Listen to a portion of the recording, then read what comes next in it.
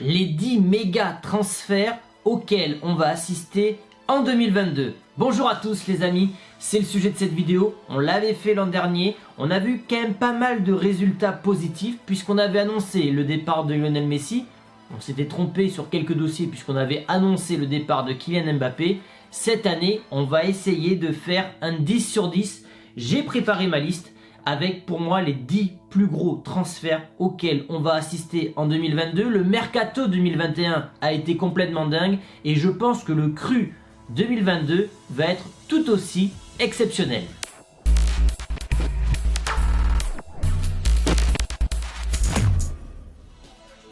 La vidéo les amis est sponsorisée par OneFootball, l'application numéro 1 sur toute l'actualité du football, encore plus sur le mercato. Donc si vous voulez tout savoir sur les rumeurs transferts de votre club préféré, je vous invite à télécharger l'application. C'est le premier lien en description ou avec le QR code qui est juste à côté de ma tête. En 10e position, Matthijs de Ligt. C'était le capitaine de l'Ajax lors de la superbe épopée en Ligue des Champions. Il avait choisi un départ à la Juve plutôt qu'au Barça pour apprendre le métier de défenseur puisque oui, l'Italie est réputée pour former de très grands défenseurs. Sauf qu'aujourd'hui, la situation est compliquée. La Juve s'est qualifiée de justesse l'an passé en Ligue des Champions. Cette année, pour l'instant, elle n'est même pas dans le top 4. Une équipe qui est méconnaissable par son jeu, mais également par son ADN. Une équipe qui ne gagne plus. La Juve est associée à la victoire. Ça fait plusieurs temps maintenant que cette Juve déçoit. Et je pense que Matthijs de Ligt va demander son départ. D'ailleurs, Mino Raiola a déjà sondé quelques clubs. Les pistes les plus sérieuses sont évidemment le Barça avec la filiation hollandaise, mais je peux le voir également partir en Première Ligue, pourquoi pas du côté de Chelsea ou de Manchester City. En 9e position, j'ai mis Dembélé du Barça. Il y a eu beaucoup de rumeurs sur son possible départ en fin de saison, comme quoi il ne prolongerait pas avec le club catalan parce que ce dernier demanderait une augmentation de salaire incroyable. On parle de 20 millions nets au Barça. Le Barça n'a pas les moyens d'offrir ce contrat à Dembélé puisqu'ils ont pour objectif de signer De Ligt, Haaland, etc.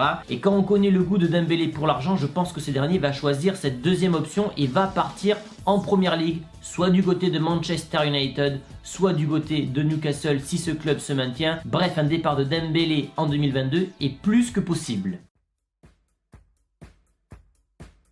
En 8e position, c'est un joueur dont on parle très peu et qui est pourtant actuellement pour moi l'un des top 5, numéro 9 au monde. Je parle évidemment de Vlahovic du côté de la Fiorentina qui a égalé un record de Cristiano Ronaldo. C'est le nombre de buts sur une année civile en Serie A. Et je pense que c'est plus fort que le Portugais puisque lui l'a réalisé avec la Fiorentina qui est un club qui est top 7, top 8 en Italie. Il n'avait pas les armes qu'avait Cristiano Ronaldo à l'époque avec la Juventus. Il a seulement 20 ans. C'est un profil un peu à la Christian Vieri pour tous ceux qui ont connu l'ancienne époque de la Serie A. Très costaud, bon jeu en pivot mais surtout très technique, capable de marquer sur coup franc.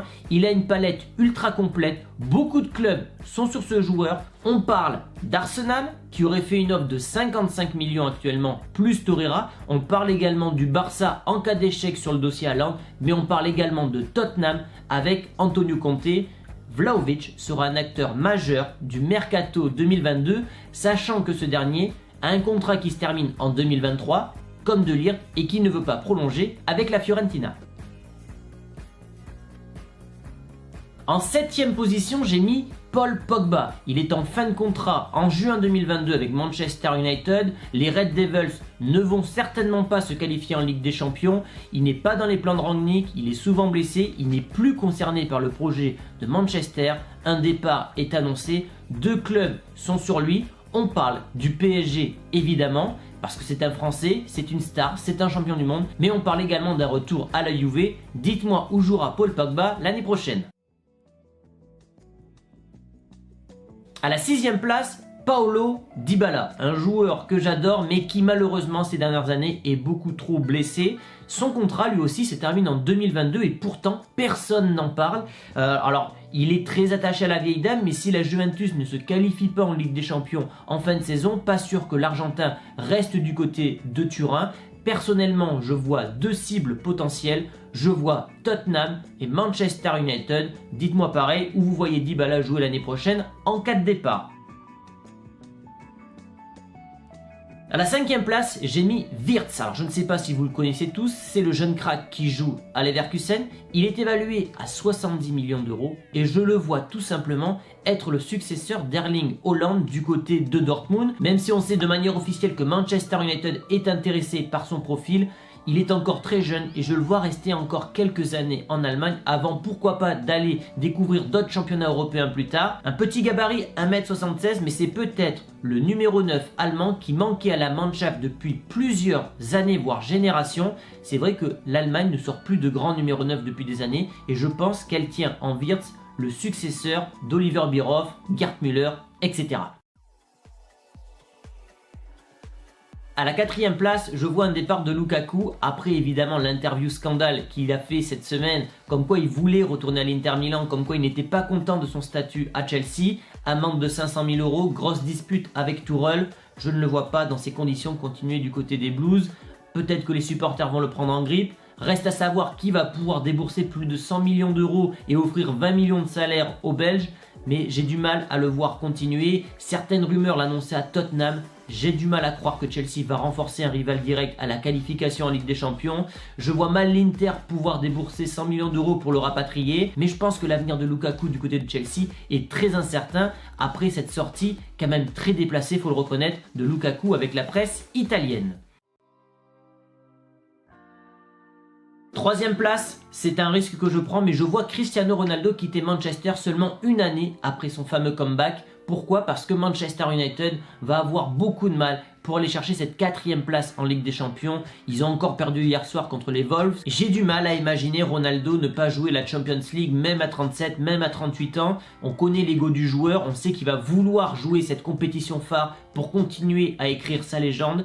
Maintenant, reste à savoir où il pourrait atterrir. Un retour en Espagne est à exclure, un retour en Italie est à exclure également. Je ne le vois pas aller en Allemagne, à part le PSG. C'est compliqué, donc l'avenir de Ronaldo est très incertain. Il est un petit peu finalement coincé dans cette situation, car s'il quitte Manchester, il sera mal vu. S'il reste à Manchester, il jouera seulement la C3. On verra de quoi est fait le futur de Cristiano Ronaldo. À la 2e place, c'est le kiki national, c'est Kylian Mbappé. On sait tous qu'il va quitter le PSG. Il va faire les grands titres de la presse espagnole cet été puisqu'il va atterrir au Real Madrid. Ça y est, maintenant même les supporters parisiens ont enfin accepté le départ d'Mbappé. Quand je dis accepté, c'est qu'ils ont compris qu'il partirait en fin de saison. Parce que voilà, c'est fait. On parle d'un contrat déjà de 21 millions net au Real Madrid sur 6 ans avec une prime à la signature de 40 millions qui sera annoncée en juin prochain. Évidemment, il ne sera pas annoncé avant la double confrontation, mais voilà, ça sera l'un des dossiers phares de ce Mercato 2022, un départ de Kylian Mbappé, peut-être le meilleur joueur de la planète actuellement, vers le Real Madrid, le meilleur club du monde. C'est obligatoire qu'on va en parler et que ça va faire beaucoup de bruit dans la presse football. Et enfin, pour moi, le plus gros dossier de ce Mercato 2022, c'est tout simplement le cyborg Erling Haaland. On sait qu'il va quitter Dortmund. Sa clause libératoire cet été est de 75 millions d'euros. Sa cote est évaluée à 150 millions d'euros. Autant vous dire que tous les cadres européens vont se jeter sur le Norvégien. Oui, mais ce dernier a déclaré à son entourage et lors de ses vacances à Marbella qu'il jouerait l'année prochaine en Espagne. Donc, pas de Manchester City, pas de Chelsea, pas de Manchester United. Bref, 2 concurrents pour un joueur, Barça et Real Madrid. Alors avant de parler des 2 clubs espagnols, moi je l'aurais vu du côté de Manchester City, d'où la miniature, parce que c'est le joueur qui manque à un collectif extraordinaire, son papa a joué là-bas. Je l'aurais bien vu jouer en Première Ligue, mais ce dernier préfère peut-être le soleil de l'Espagne à la pluie de l'Angleterre. Bref, maintenant entre le Barça et le Real, ça va être compliqué, ça va être une véritable guerre puisque c'est certainement le meilleur attaquant de la prochaine décennie. Ça rappelle la bataille Real-Barça pour Neymar et le Barça avait gagné cette bataille-là. Peut-être que Florentino va vouloir prendre sa revanche et va tout faire pour contrecarrer les plans de Laporta et du Barça. Financièrement, avantage pour le Real, mais est-ce qu'Mbappé et Haaland pourraient jouer la prochaine décennie ensemble? Ça, c'est une question qui est quand même très intéressante. Et voilà, la vidéo se termine. Dites-moi dans les commentaires ce que vous pensez de ce top 10. Donnez-moi le vôtre dans les commentaires. Quels seront les gros transferts de cette année 2022? Avant de quitter la vidéo, un petit pouce bleu pour soutenir la chaîne. On s'abonne si ce n'est pas encore fait. On active la cloche car de prochaines vidéos arrivent très rapidement. Ciao les amis!